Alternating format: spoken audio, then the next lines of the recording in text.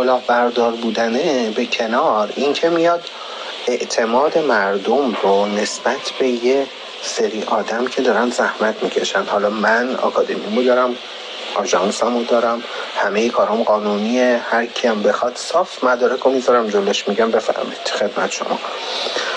ولی اونی که داره زحمت میکشه رفته یه کشور اروپایی مثلا مثل میگل، تکی داره کار میکنه، مدل تکی داره آموزش میده، اعتماد مردم رو به اینا از بین میبره. چرا؟ مردم میگن که این پسر نوریا بود، این همه کام فالوور داشت، اون همه یونجه هم فالوور داشت، کلاهبردار از آب در اومد. پس چجوری میشه به اینا اعتماد کرد؟ خب توی ایران هم همین شکلیه دیگه. وقتی مردم میبینن یکی اینجوری کلاهبرداری کرده دیگه به بقیه اعتماد نمیکنن.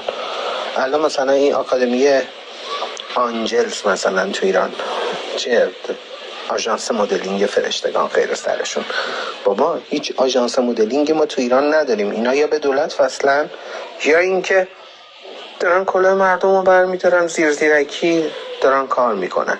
بعد مردم میاد میگه که فقط توهم مدل بودن به مردم میدن. این همین دیگه، میان یه 4 تا جمله انگیزشی میگن، 4 بار تحویلش میگن تو خیلی خوشگلی، تو خیلی عالی، تو خیلی خوب راه میری.